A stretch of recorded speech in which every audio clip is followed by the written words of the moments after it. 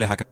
Pero a veces lo básico, a veces lo sencillo, con un par de notas, pero con la gracia y con la unción del Señor se puede adorar, ¿verdad?, al Señor de una forma tan básica. Pero antes de un día que tenía que predicar en Italia, bajaba de un piso que tienen en la parte de arriba, iba ya a pasar a predicar y comenzaron a cantar y a cantar esta canción.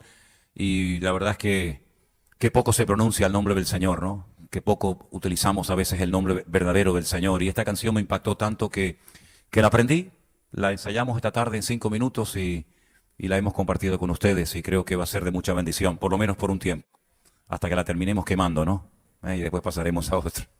Bueno, hermanos, gloria a Dios, me alegro mucho de verles a todos. Gracias por vuestra presencia en esta tarde aquí. Traigo saludos de muchos hermanos que tal vez ustedes no conocen, pero que mandan saludos, los hermanos de Italia. Me parezco al apóstol Pablo, ¿no? Los hermanos de Italia os saludan.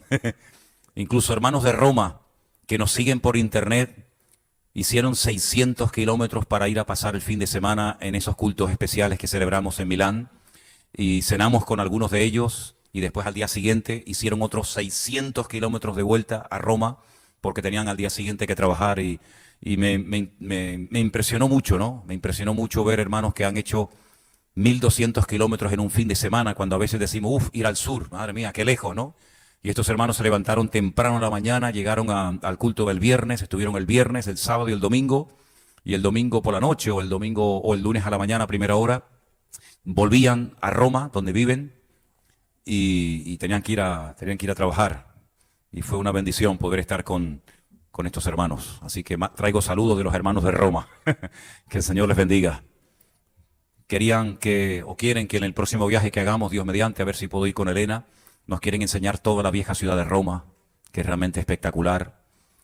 Las catacumbas, donde se reunían nuestros hermanos hace 2000 años, escondiéndose de las matanzas y de las persecuciones que había. Enseñarme también todo el barrio judío, que es uno de los barrios que mejor se conserva de toda Europa, del judaísmo. En fin, eso será para otra ocasión.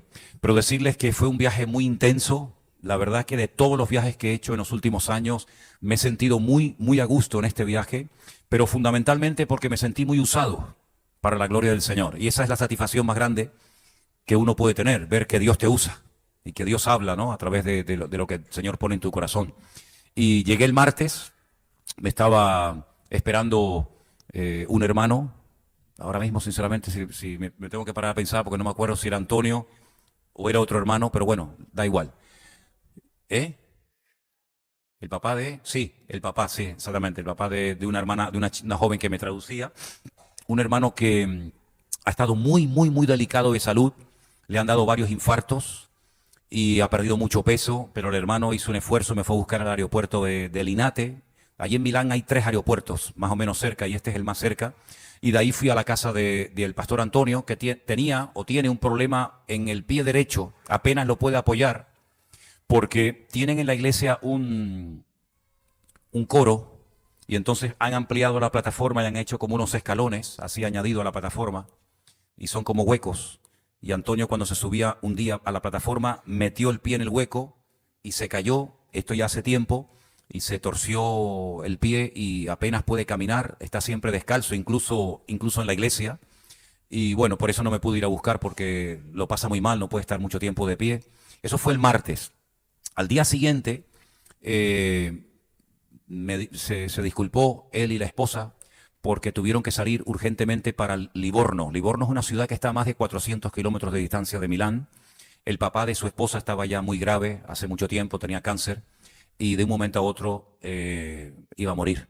Entonces tuvieron que salir, yo me quedé solo en la casa de Antonio y de su esposa, y bueno, gracias al Señor todo bien, pero bueno, ellos se fueron y él regresó el sábado. Yo durante la semana comí con algunos hermanos, bueno, y la hermana me dice, hay comida en casa. Cuando un italiano te dice hay comida en casa, significa que desde el techo hasta el suelo está todo lleno de pasta, todo tipo de pasta, tamaños y colores.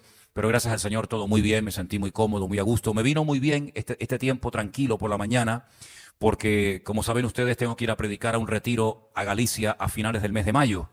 Y he propuesto un tema y me vino bien para poder prepararlo, tomar apuntes, estar tranquilo.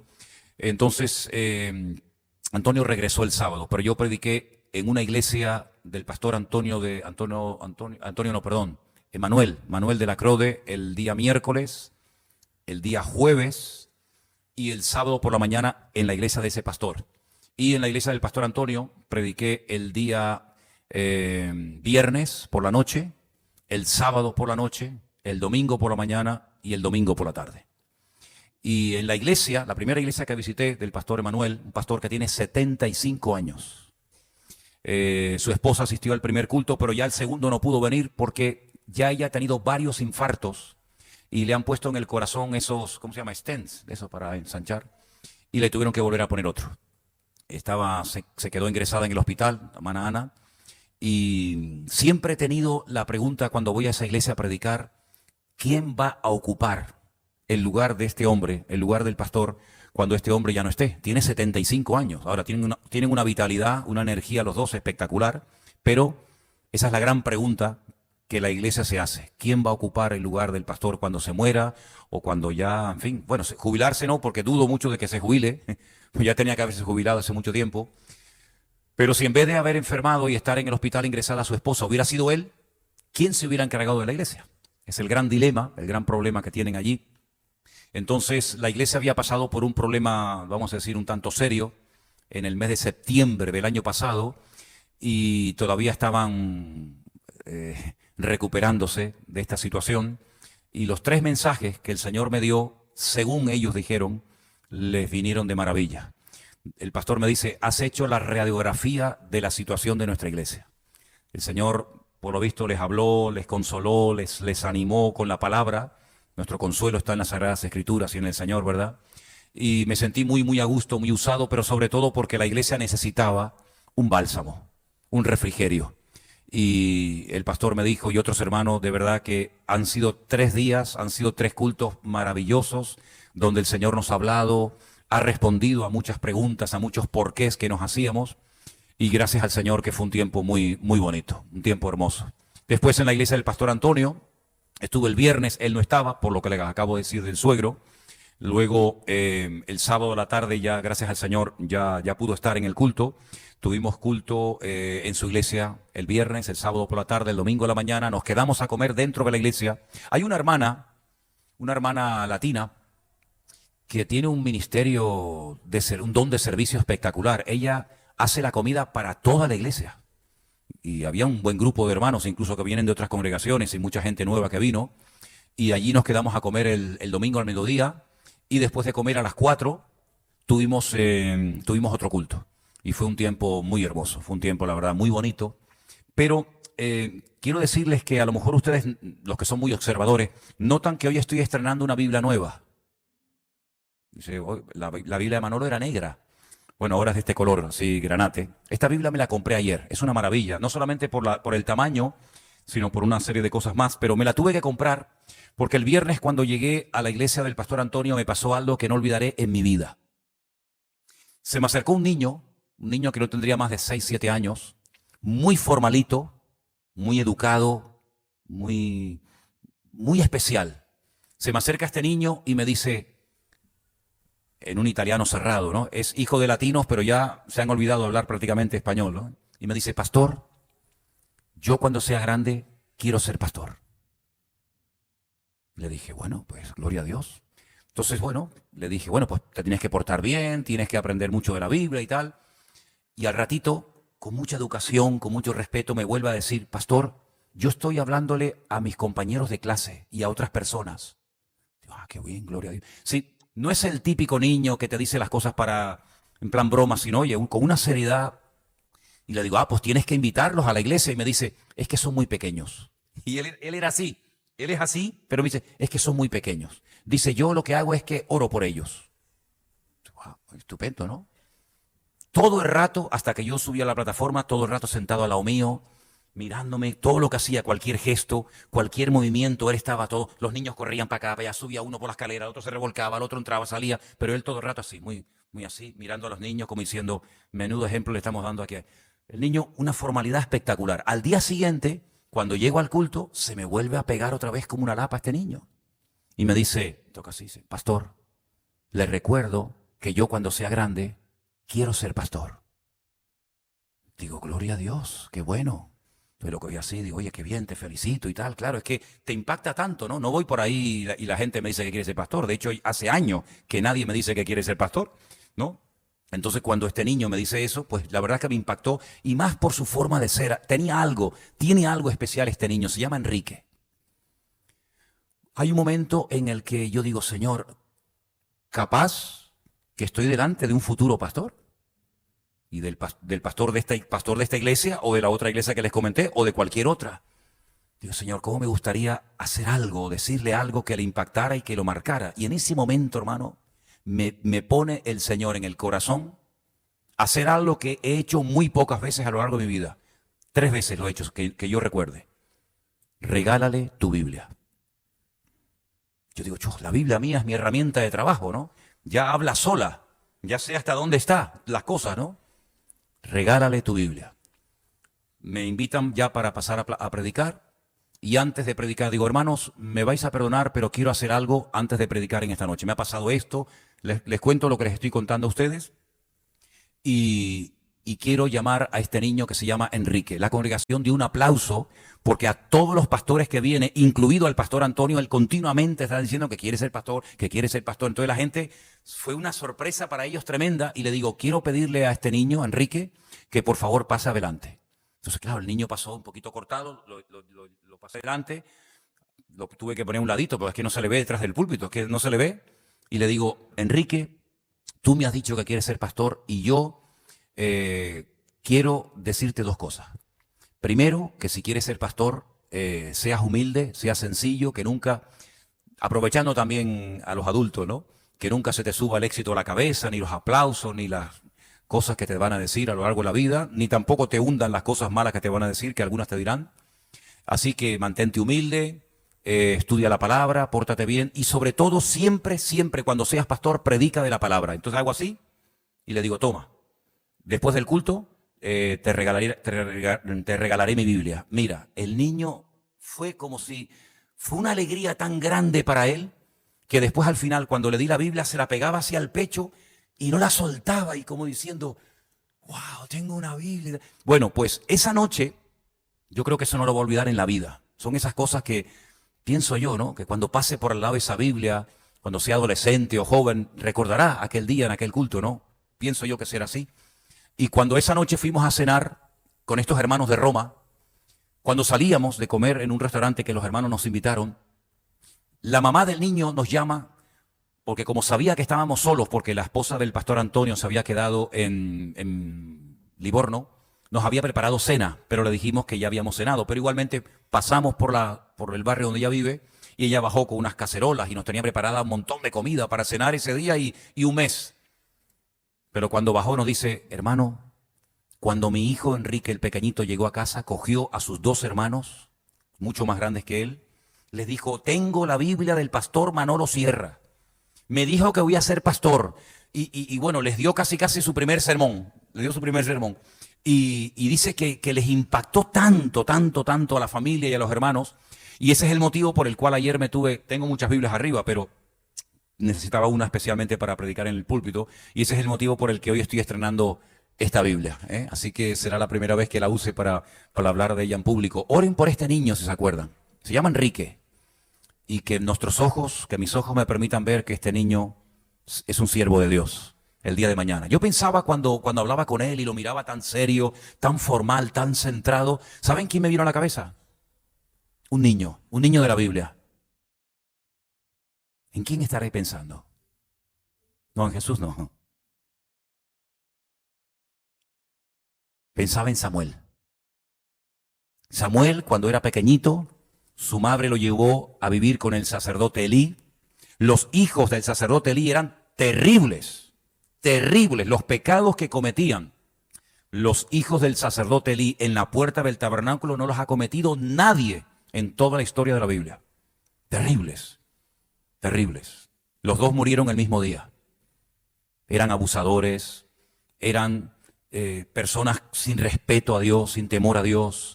Eran personas que cometían pecados sexuales terribles en la misma puerta del tabernáculo. Y yo me he preguntado muchas veces, Señor, ¿y Ana? la madre de este niño Samuel. Todo el mundo en Israel sabía el mal comportamiento, la mala conducta, el mal testimonio y ejemplo que estaban dando estos chicos. Y ella, sin embargo, lleva a su hijo allí a vivir con estos chicos, con el sacerdote Elí, que era el padre de ellos, de Ofni y Fines, si no recuerdo mal. Pero ella está tranquila, porque ella dice, si el Señor me da un hijo varón, yo lo consagraré al servicio del Señor todos los días de su vida. Dice que lo veía una vez al año. Cada año cuando ella subía con su marido Elcana a donde estaba el tabernáculo en aquel tiempo, lo veía, le llevaba ropa nueva, estaba con él, pero lo dejó en manos de aquella familia y el Señor lo cuidó. El Señor lo protegió. Nunca tuvo temor de que lo contaminaran, de que lo echaran a perder. Al contrario, bien saben ustedes que una noche el niño Samuel es llamado por el Señor y el Señor lo llama Samuel. Samuel. Cada vez que Dios llama en la Biblia a una persona para transmitirle un mensaje importante, fíjense en este dato que les voy a dar. Lo llama por su nombre 2 veces. Moisés, Moisés, Samuel, Samuel. Y el niño pensaba que lo estaba llamando el sacerdote. Y fue corriendo a la habitación del sacerdote y le dice, dime, ¿me has llamado? Y el sacerdote le dice, yo no te he llamado, vete, acuéstate. La segunda vez vuelve otra vez a oír su nombre, Samuel, Samuel. Se ve que era con voz audible. Vuelve otra vez a la pieza, a la habitación de Samuel, del sacerdote Elí, y le dice, yo no te he llamado, hijo. Tranquilo, acuéstate. La tercera vez vuelve otra vez a oír su nombre clarito, Samuel, Samuel. Y vuelve otra vez a entrar a la pieza del sacerdote y le dice, mira, la próxima vez que oigas tu nombre, di esto. Habla, Señor, que tu siervo oye. ¿Qué quieres? Y le estaba llamando el Señor a un niño.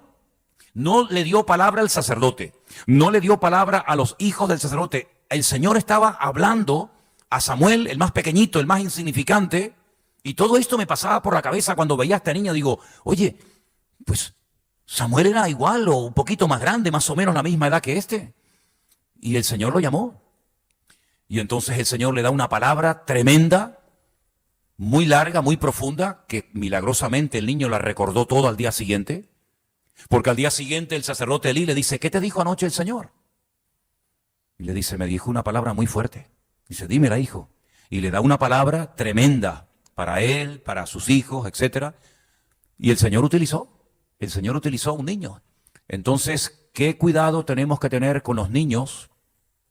Porque a lo mejor delante de nosotros están pues los futuros pastores, los futuros maestros, o en fin, futuros responsables de la obra del Señor. Y yo pienso que el sueño y el deseo más grande que pudieran tener unos padres es tener un hijo o una hija que se dedique a servir al Señor. Amén, hermanos.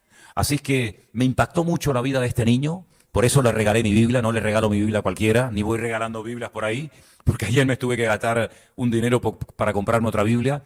Pero yo estoy convencido de que en algún momento determinado ese regalo de una Biblia puede tocar un corazón y ojalá que el Señor permita que se convierta en un siervo de Dios. Amén, hermanos. Gloria a Dios. Pues ese es el motivo por el que le regalé la Biblia y ya les comenté que prediqué en dos congregaciones. Oremos por la esposa de este pastor que estaba en el hospital el último día. Celebramos una comida en la casa de unos hermanos. Estaba el pastor, pero no estaba su esposa. Su esposa se llama Ana. Tienen los dos 75 años ya largos. Y oren para que el Señor de alguna manera supla y levante y prepare a alguien en la iglesia para que cuando falte este pastor, la iglesia no se quede sin nadie, sino que el Señor ponga a la persona idónea al frente de esta obra. Quiero llevarles a el Evangelio de Mateo, el capítulo 15, por favor. Vamos a leer todo el capítulo. Es un capítulo muy, muy interesante. Y vamos a leer desde el versículo 1. Aquí hay una conversación del Señor Jesucristo con los escribas y con los fariseos de su época. Y el Señor trae una aclaración y unas respuestas muy interesantes a preguntas que esta gente le hace al Señor. Vamos a empezar por el versículo 1 y dice la palabra: entonces se acercaron a Jesús ciertos escribas y fariseos de Jerusalén diciendo: ¿por qué tus discípulos quebrantan la tradición de los ancianos? Porque no se lavan las manos cuando comen pan. ¿Saben que hasta el día de hoy esta tradición es algo fundamental en el pueblo de Israel, por lo menos a nivel de los religiosos? Tienen como una jarrita, una jarra con 2 asas. Generalmente las jarras suelen tener una más o menos, ¿no? Pero esta tiene 2, entonces cogen la jarra por el asa izquierda, se lavan la mano derecha, después la mano izquierda, y hacen todo un ritual y una serie de oraciones antes de comer, antes de ir a orar, ¿verdad? Fíjate, hace 2000 años esta tradición, que no es un mandamiento bíblico, no estoy diciendo que sea malo lavarse las manos, al contrario, nos tenemos que lavar las manos muy a menudo, pero bien lavadas además. Pero no deja de ser una tradición, no es un mandamiento, no es una orden bíblica que sí o sí hay que cumplirla. Es simplemente algo que está bien, pero que se había convertido en una tradición. Y a estos escribas y fariseos les llamó la atención que los discípulos a veces comían sin lavarse previamente las manos. Y la pregunta es, ¿por qué tus discípulos quebrantan la tradición de los ancianos porque no se lavan las manos cuando comen pan? Ahora miren la respuesta del Señor. ¿Por qué también vosotros quebrantáis el mandamiento de Dios por vuestra tradición? Menuda diferencia. Los mandatos del Señor a las tradiciones de los hombres. Hay una gran diferencia. Porque Dios mandó diciendo, honra a tu padre y a tu madre, y el que maldiga al padre o a la madre, muera irremisiblemente.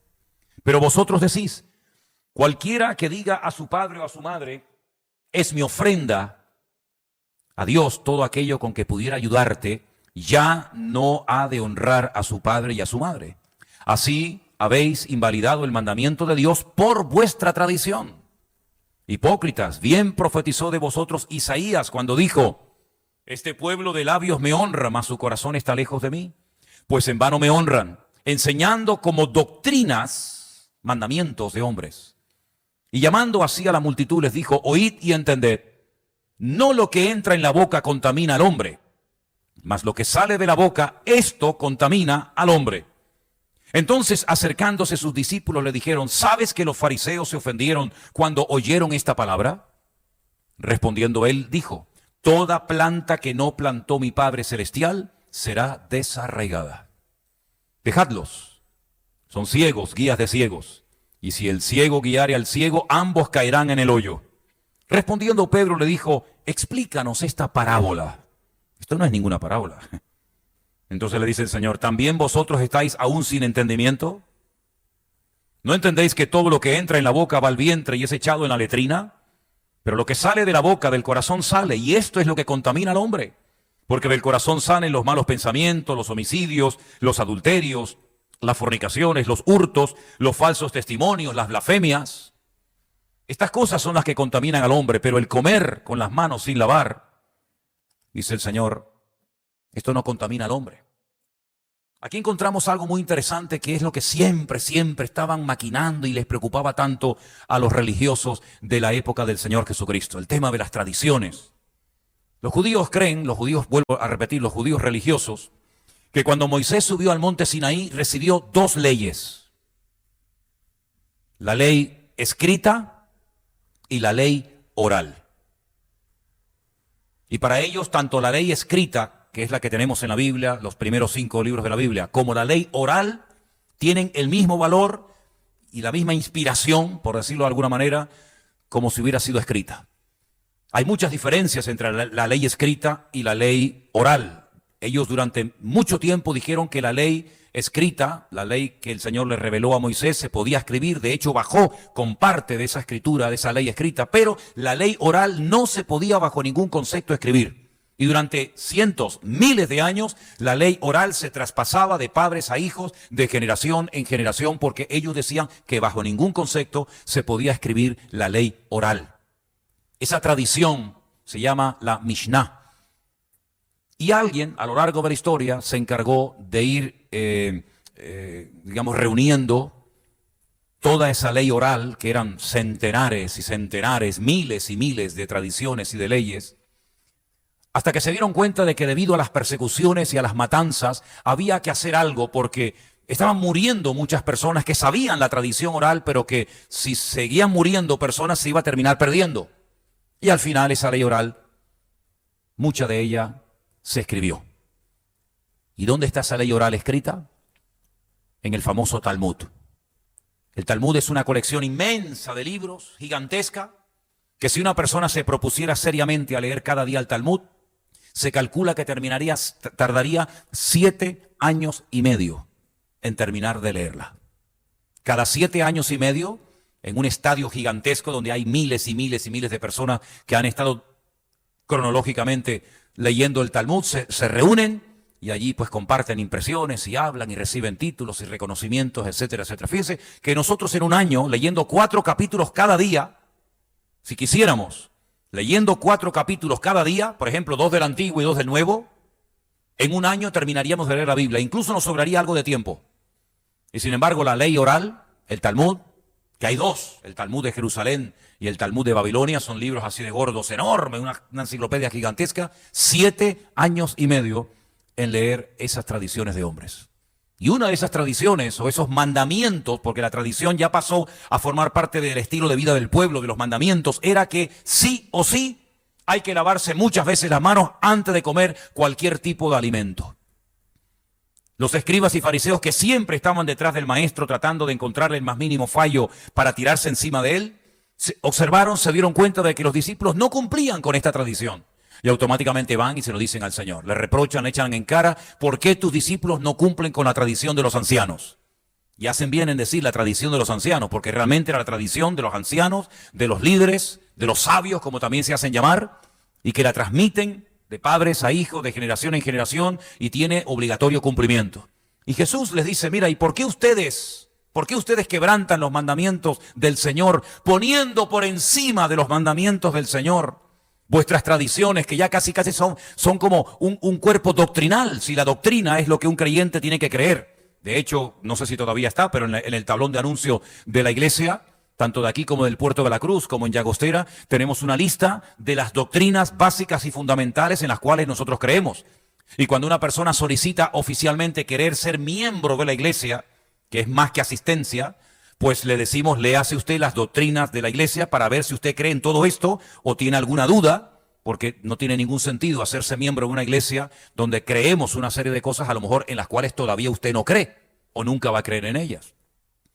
Pero para los judíos su tradición, sus costumbres, sus normas, ya eran casi como, tenían el mismo valor y peso que la doctrina del Señor, que los mandamientos de Dios en su palabra. Y el Señor les da una enseñanza tremenda. Y le dice, mira, ustedes están siempre preocupados por las cosas pequeñas, que si las manos, que si esto, que si aquello, y sobre todo por lo que les entra por la boca. Hasta el día de hoy son así. Siempre preocupados que si esto se ha matado bien, si esto no se ha matado bien, si esto cumple todas las características kosher que se llama para poder probar ese alimento o no. De hecho, hay muchísimos restaurantes, por ejemplo, en Israel, que cuando entras te ves en la puerta del restaurante un certificado como que un rabino, que a veces se le da dinero y te lo da, así de claro, pues te da un certificado diciendo que en ese restaurante, en esa cafetería o lo que sea, todo lo que se va a comer cumple con todas las características bíblicas que llaman un certificado kosher, para que el que entra pueda comer con toda libertad esa carne, ese pescado o lo que sea, y todo cumple la norma. Y si ustedes están interesados en saber qué es lo que en el principio el Señor le había ordenado al pueblo de Israel, lo que se podía y lo que no se podía comer, les animo a que lean. Es un capítulo un poco largo, pero si les interesa el tema, es Levítico capítulo 11. Levítico capítulo 11. Allí encuentra usted la lista de todo lo que se podía y lo que no se podía comer. Y lo que se podía comer tenía que cumplir esta y esta característica. Y lo que no se podía comer porque no cumplía las características que el Señor había establecido. Por ejemplo, en cuanto al tema de carnes, las carnes que se podían comer, los animales que se podían comer, tenían que cumplir 2 características fundamentales. Tenían que tener la pezuña, ¿cómo se llama? Hendida, pezuña. Y que fueran rumiantes. Por eso no se come el cerdo, porque el cerdo tiene pezuña, pero no es rumiante, entonces se descarta. Ahí entra la vaca, el cordero, la cabra, ¿no? Pero por ejemplo, el conejo no, y otros animales. Entonces, de todos los mamíferos o de las carnes, estos, si no tienen pezuña hendida y si no son rumiantes, no se pueden comer. De los insectos, única y exclusivamente, yo sé que hay algunas imágenes por ahí de restaurantes o de supermercados chinos, que uno dice, Dios mío, pero ¿cómo pueden comer esta basura esta gente? Pues fíjate tú que curiosamente el único insecto que no está prohibido comerlo en la Biblia es la cucaracha. No, esa no. No. La langosta. La langosta. Juan el Bautista, ¿qué comía? Langostas. Ese insecto se puede comer. Yo nunca he comido langostas de tierra, las de mar sí, pero ese es el único insecto que se puede comer, lo demás no. Del mar, ya hemos hablado de los insectos. Del mar, única y exclusivamente lo que tenga escamas y aletas. Por ejemplo, cigalas, percebes, lapas, bulgaos, centollas, vieiras, ni tiene escamas ni tiene aletas. Por lo tanto, totalmente prohibido todo el tema del marisco. Hay peces que tienen aletas, pero no tienen escama, no tienen la protección. Y entonces tampoco se pueden comer. Los peces que tengan escamas y aletas. Y de las aves, pues prácticamente están todas descartadas. Y ahí se menciona el pelícano, la gaviota, el buitre. Claro, no sé quién se va a comer eso, pero siempre, como decía mi abuelo, en esta vida hay gente para todo. Miren las consecuencias de haberse comido sopa de murciélago. Miren la que han liado. Que por cierto, en Levítico capítulo 11 se prohíbe categóricamente comer sopa o carne o morros o pata o alas, lo que sea, del murciélago. Por algo el Señor decía, esto no lo coman, esto sí se puede comer. Porque no solamente era porque en aquel momento no había la higiene o digamos la supervisión que hay hoy en día, sino que a lo largo de la historia, miles de años han pasado desde que Moisés recibió aquello y todavía hay ciertos animales con enfermedades que cuando el hombre las come pueden contraer ciertas y determinadas enfermedades. No, es que hoy en día ya hay una higiene y hoy en día hay una inspección. Sí, pues mira cómo todavía hay enfermedades que saltan al ser humano a pesar de que han pasado miles de años. Entonces todo eso está escrito en la Biblia y el Señor, lógicamente, como buen judío, sabía perfectamente lo que se podía y lo que no se podía comer. Lo sabía perfectamente. Y los judíos eran tremendamente escrupulosos en todo el tema de la comida. Pero el Señor lo que les dice es que lo que contamina no es tanto lo que entra, sino más bien lo que sale. Y esta es una enseñanza nueva. Esto que nosotros ya lo hemos oído 1.000.000 de veces y lo sabemos, en aquel momento es la primera vez en la historia de la humanidad que un rabino, que un maestro como era el Señor Jesucristo, dice que el problema no está tanto en lo que entra por la boca, que al fin y al cabo va a parar a la letrina, sino el problema está en lo que sale. Y él menciona cosas concretas. Él dice, del corazón salen los malos pensamientos, los homicidios, los adulterios, las fornicaciones, los hurtos, los falsos testimonios, las blasfemias. Es decir, no se refiere evidentemente al músculo, sino que la palabra corazón en la Biblia es el asiento de la voluntad humana. Ahí están los sentimientos, están las emociones. Cuando la Biblia habla del corazón no se refiere a ese músculo que lo quitamos y ponemos otro en un trasplante, sino es mucho más que eso. Como cuando la Biblia habla del espíritu y la carne, no se refiere a un trozo de carne, se refiere a toda una filosofía, a todo un estilo de vida, ¿sí o no? Pues exactamente igual. El Señor les está tratando de abrir los ojos y decirle, mira, ustedes están siempre preocupados por lo físico, por lo natural, por lo que pueden comer o no comer, lo que se puede tocar o no, pero yo les digo que hay una enseñanza que ustedes nunca han recibido. Y por eso, sin lugar a dudas, el Señor Jesucristo fue el mejor maestro de toda la historia de la humanidad. Porque Él les está enseñando que no solamente uno tiene que tener cuidado con lo que come, evidentemente, ¿vale? Sino que el Señor lo que está diciendo es que cuidado, porque no solamente lo que entra puede causar problemas, sino que además es lo que sale. Y lo que sale, ustedes no le dan ninguna importancia, y la tiene. Y ahora podemos entender por qué hay un proverbio que dice, sobre toda cosa guardada, guarda tu corazón. Y por eso podemos entender por qué en el Sermón del Monte, una de las bienaventuranzas habla del órgano del corazón, pero no del órgano en sí mismo, sino de lo que representa, de lo que simboliza el corazón. Bienaventurados los de limpio corazón, porque ellos verán a Dios, ¿se dan cuenta? Y ahora pueden entender por qué el corazón es comparado con la voluntad, cuando dice, aquí yo estoy a la puerta y llamo, ¿verdad? Y decimos, está a la puerta de tu corazón, si oyes la voz de Dios, Él entrará a tener comunión contigo y no. En otras palabras, lo que el Señor está haciendo es elevar el conocimiento de los que le están cuestionando si se puede comer, si no se puede comer, si se lavaron las manos, no se lavaron las manos, sino lo que Él está tratando es que ellos se den cuenta de que una cosa es la palabra escrita simplemente y otra cosa es el espíritu de la palabra. Lo que el Señor está tratando de enseñarles a ellos y a nosotros hoy en día también, por supuesto, es que lo importante es nuestra relación con el Señor. Podemos saber mucho de Biblia, podemos saber muchos capítulos enteros de memoria, podemos sabernos todo el Talmud y la Mishnah y la Gemara y toda esa historia, pero lo importante es que nosotros podamos conocer a Dios personalmente e individualmente, que es lo que lamentablemente a esta gente le fallaba. Le preguntabas cualquier capítulo, cualquier salmo, cualquier versículo y te lo decían de memoria. Como he dicho muchas veces, conocían mucho de la palabra de Dios, pero del Dios de la palabra no tenían ni idea. Y por eso el Señor lo que está tratando de hacer aquí es que sobre todo lo que tienen que cuidar es su vida interior.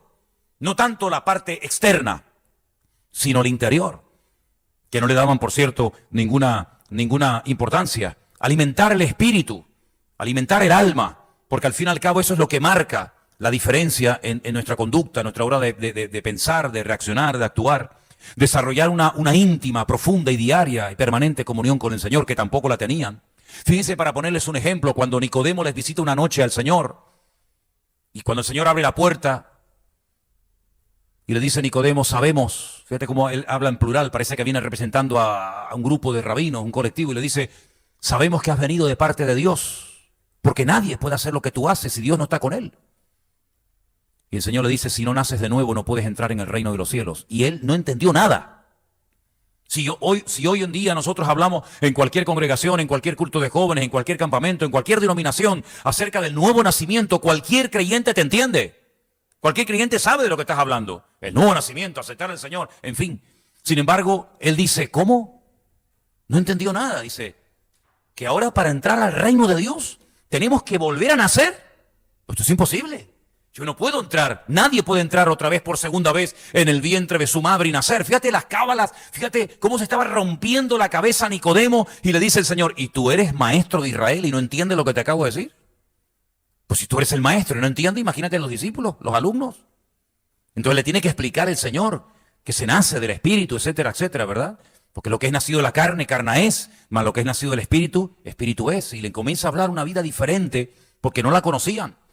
Era maestro de Israel, era una persona que fue de noche, tal vez jugándose la vida y su prestigio y su honra para ir a preguntarle cosas al Señor, pero sin embargo, de la relación personal con Dios no tenía ni la más remota idea, no sabía lo que era nacer de nuevo.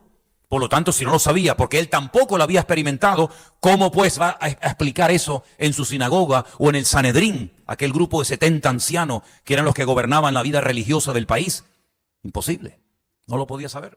Por eso es muy importante que nosotros tengamos y nos preguntemos y nos examinemos. ¿Tenemos realmente nosotros una relación personal con el Señor? Porque hay gente que se habitúa a venir al culto. Hay gente que se acostumbra a venir a la iglesia porque les gusta, porque les llama la atención, porque se sienten bien, porque aprenden algo nuevo, ¿sí? No, y todo eso está muy bien.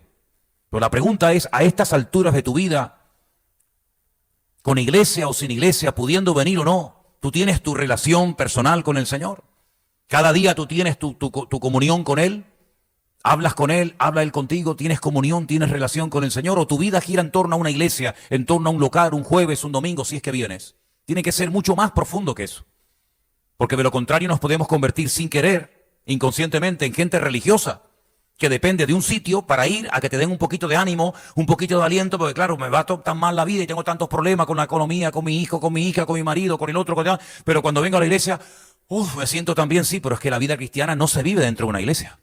La vida cristiana es mucho más que venir a un lugar de culto, donde venimos aquí a recordar y a reforzarnos y todo eso, pero realmente la vida se vive de puertas para afuera. Y es ahí donde tenemos que tener nuestras raíces, y es ahí donde tenemos que tener nuestro conocimiento experimental, no un conocimiento teórico, sino un conocimiento de que yo sé en lo que he creído. Miren, por ejemplo, el apóstol Pablo. El apóstol Pablo fue un hombre muy usado por el Señor, sin lugar a dudas, tal vez uno de los hombres más usados de toda la historia del cristianismo, pero llegó a quedarse solo en Roma. Él escribe una carta al joven pastor Timoteo y le dice, en mi primera defensa ninguno estuvo a mi lado. Pero ¿cómo pueden dejar solo a Pablo en el último momento de su vida? Un hombre que toda la vida, si algo lo caracterizó, es que siempre estaba rodeado de gente. Cuando era Priscila de Aquila, era Filemón, cuando era Filemón era Lucas, cuando era Lucas Timoteo, cuando era Timoteo era Tito, cuando era Tito. Continuamente levantó iglesias, escribió cartas, levantó obreros, extendió el evangelio a lugares donde nunca nadie había llegado. Bueno, pues en el momento del juicio está solo. Dice, en mi primera defensa, se ve que hubo varias, nadie estuvo a mi lado, todos me desampararon. ¿Pero cómo puede ser eso? Y menciona personajes, compañeros de ministerio, que tú los ves en otras epístolas, no en la de Timoteo, sino en otras cartas, y eran personas, predicadores, pastores como él era, obreros que le acompañaron durante años. Y menciona, por ejemplo, un tal Demas, que es mencionado en otras cartas que Pablo escribe. Dice, oye, Demas os saluda. Dice, pues Demas ya no está conmigo. ¿Y qué pasó con él? Se fue al mundo. ¿Cómo se puede ir al mundo un predicador? Se fue amando a este mundo. ¿Cómo puede ser eso? Y Alejandro me ha causado muchos males. Cuidado con él. Y en mi primera defensa ninguno estuvo a mi lado. Pero añade, pero el Señor estuvo a mi lado y me dio fuerzas. Y así pude predicar la palabra y pude dar testimonio. Y así el Señor me libró de la boca del león y me librará. Y podré terminar la carrera en victoria y mantener y guardar la fe. Y el Señor me dará la corona en aquel día cuando llegue a su presencia. Es decir, era un hombre que sí, estaba rodeado de personas, leía mucho de la palabra, conocía mucho de la escritura, pero cuando no hay ni escritura, ni pastor, ni iglesia, ni hermanos, ni amigos, ni familia, ni nadie, ahí ¿a qué te agarras? ¿A qué te agarras? Ya no hay nada, ya no hay dinero, ya no hay amigos, ya no hay papá, ya no hay mamá, ya no hay pastor, ya no hay iglesia, ya no hay nada. Ahora eres tú solito. En ese momento es cuando tienes que poner en práctica todo lo que has oído, todo lo que has recibido, todo lo que has aprendido y agarrarte solamente al Señor, tu Dios, el cual ha prometido estar contigo todos los días hasta el fin del mundo. No sé si esa experiencia que Pablo tuvo de la soledad en el último momento de su vida, el Señor permitirá que nosotros o algunos de nosotros pasemos por esa experiencia. No lo sé. No sé si moriremos rodeados de amigos y de hermanos o moriremos más solos que la una. No sé si moriremos en la cresta de la ola o en el anonimato más absoluto, como por ejemplo a Juan el Bautista. Les recuerdo esto, Les recuerdo que Juan el Bautista en el momento de la muerte estaba solo completamente. Los dos últimos discípulos que quedaban los mandó al Señor. Les dijo, vayan y pregúntenle, por favor, antes de que me maten o me hagan algo, pregúntenle si me equivoqué a la hora de predicar, porque quiero saber si él era el que había de venir, es decir, si él era el Mesías o me equivoqué y tendremos que esperar a otro. Y estos dos discípulos llegaron al Señor y le dijeron, venimos de parte de Juan, somos los dos últimos discípulos. Nos preguntas si tú eres el que habías de venir o tendrá que esperar a otro.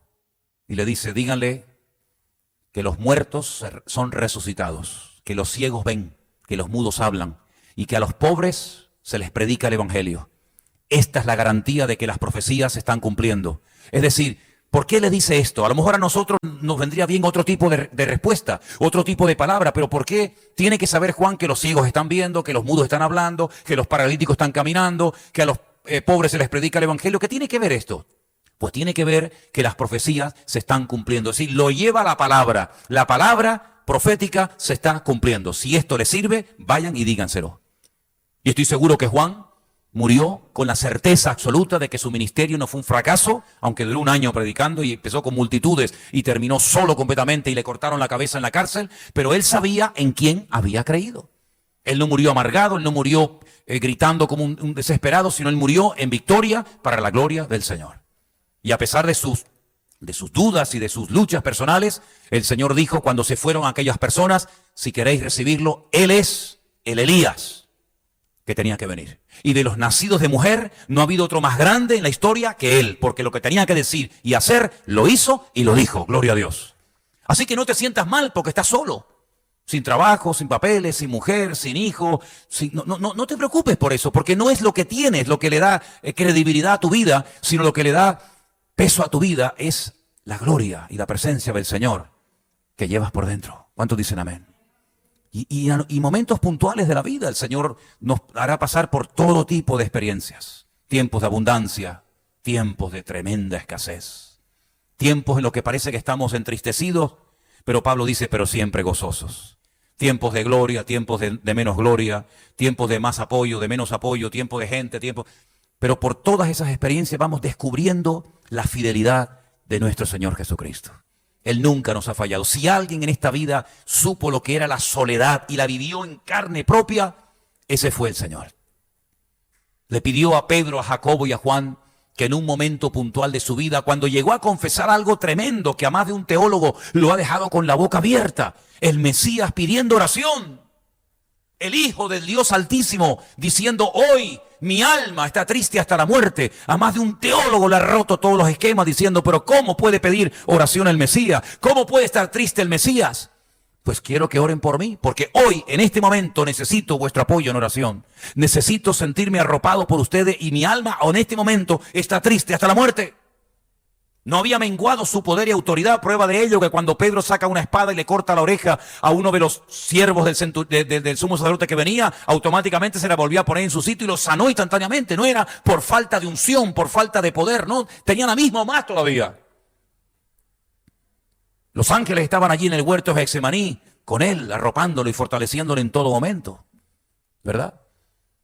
En ningún momento perdió la unción y la fuerza del Padre en su vida. Prueba de ello que cuando dicen venimos a llevarnos a Jesús y él dice yo soy, ¡pum!, cayeron todos al suelo.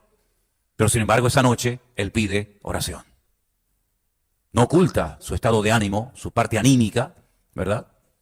Y él sabe lo que es la soledad, él sabe lo que es ser llevado solo a la cruz. Ni siquiera aquel que había dicho estaré contigo hasta el final, te defenderé aunque todos te abandonen, ni siquiera aquel estuvo a su lado. Y la peor de las soledades, sin lugar a dudas, fue cuando colgado en el madero, él sabía perfectamente lo que allí se estaba fraguando, lo que allí estaba sucediendo, y él levanta sus ojos espirituales al cielo y ve como el Padre lo abandona. Y el Padre se le va, y allí lanza al Hijo de Dios el grito desgarrador de Dios mío, ¿por qué me desamparas? El Padre en ese momento tiene que abandonar a su Hijo, porque en ese momento es la personificación del pecado. Todo el pecado de la humanidad está cargándolo sobre él, y en ese momento Dios, que es santo, no puede estar al lado de su Hijo, que es la personificación del pecado. Esto es algo que, a menos que seas creyente y a menos que vivas en una relación con el Señor, no vas a poder entenderlo, cómo el Padre abandona al Hijo en la cruz, y el Padre lo abandona, le da la espalda, pero él se da cuenta, pero él le dice antes de que se vaya, Padre, en tus manos encomiendo mi espíritu. Porque el Hijo sabía perfectamente, como palabra encarnada que era, que la palabra de Dios decía, no permitirás que tu santo vea corrupción, ni dejarás mi alma en el Hades.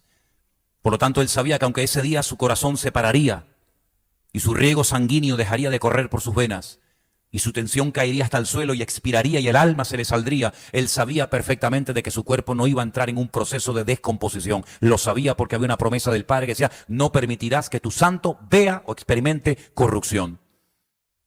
Él sabía perfectamente que le iban a meter en una tumba, custodiado por soldados romanos, con un sello, con un precinto romano. Pero él sabía perfectamente que las Escrituras decían que al tercer día el Padre volvería a mandar su espíritu para que entrara dentro de él y lo levantaría de entre los muertos. Lo sabía perfectamente. Por eso vivió en paz y murió en paz.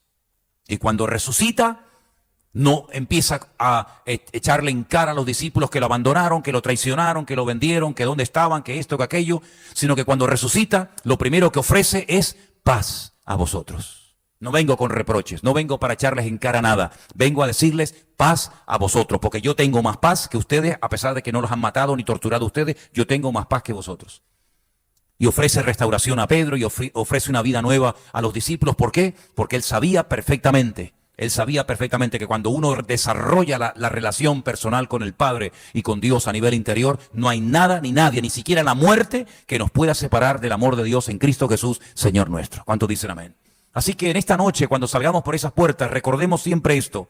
Hermanos, sí hay que cuidarnos físicamente, sí hay que darle descanso al cuerpo, sí hay que aprender la palabra, sí hay que leer buenos libros cristianos, sí hay que cultivar nuestra mente, etcétera. Todo eso está muy bien, pero lo más importante de todo es que tú mantengas viva tu relación con el Señor. Si tú no tienes una relación personal con el Señor, tarde o temprano caerás. Eres tremendamente vulnerable. El diablo no le teme a una persona que sabe mucho de la Biblia, pero que no la practica. El diablo no le tiene ningún temor a una persona que sabe mucho de muchas cosas, pero que a la hora de la verdad no tiene una conexión directa con el Padre. Pero el diablo le teme y huye y sabe perfectamente que un cristiano, que una cristiana, que un hijo, que una hija de Dios, cuando está bien en comunión con el Señor, tiene algo, tiene una protección que hasta Satanás le dijo a Dios, pero ¿cómo no te va a alabar si lo tienes rodeado, lo tienes protegido? Y me refiero a aquel personaje del Antiguo Testamento llamado Job. Así que esa protección no es que ha venido por nuestros méritos, o porque siempre hemos sido una persona de fe. No. Esa protección viene porque tú estás en comunión con el Señor. De nada sirve tu pasado si tu presente no está avivado y en conexión con el Señor. Por lo tanto, pienso que hoy sería muy bueno que renováramos nuestra relación y nuestra comunión con Dios. Y le dijéramos, Señor, yo no me quiero separar de ti por nada del mundo. Y pienso, y termino con aquella petición que le hizo aquel hombre cuando estaba pasando un momento difícil, en plena guerra interior y también física, peleando con aquel ángel a altas horas de la noche. Le dijo, no te dejaré hasta que no me bendigas. Y hay muchas personas que dejan pasar la bendición por no pelear un poco más, por no esforzarse un poquito más, dejan perder la bendición. El Señor está pasando por tu vida, te ofrece cambios, te ofrece restauración, te ofrece vida y vida en abundancia, te ofrece ánimo, te ofrece una renovación en la fe, te ofrece su misma presencia, pero por no pelear, por no esforzarte un poco más, se va la bendición por delante de tus narices. Pero Jacob fue sabio y dijo, no te voy a dejar hasta que no me bendigas. Y lo bendijo. Quedó una marca física en su cuerpo como señal de que había peleado con Dios. Pero el Señor le dijo, has peleado y has vencido. Por eso tu nombre a partir de hoy va a ser Israel. Y yo quiero que en esta noche inclines tu rostro ahí donde estás y le pidas al Señor, Señor, renuévame la fe, el ánimo, mi comunión, mi relación contigo, renuévala para que yo pueda mantenerme firme contra las acechanzas del diablo. No le deis lugar al diablo, decía Pablo en una de las cartas que escribía, para que no tome ocasión. No ignoramos sus maquinaciones. Vamos a agarrarnos a Cristo, vamos a agarrarnos en esta hora de la historia tan complicada, tan difícil al Señor. Vamos a poner nuestra confianza en Dios y no en los hombres. Dice la Biblia, hemos leído hoy en el Salmo 146, bienaventurado el varón que puso su confianza en el Dios de Israel, en el Dios de Jacob. Más vale confiar en Dios que en los hombres, más vale confiar en Dios que en los príncipes.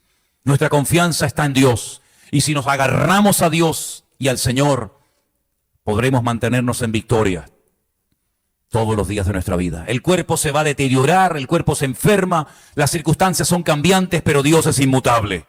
Él es fiel y estará contigo todos los días. Padre, gracias por tu presencia en nuestras vidas. Gracias por tu fidelidad. Gracias por el amor que cada día nos ofreces gratuitamente. Señor, queremos en esta noche darte gracias por tu palabra.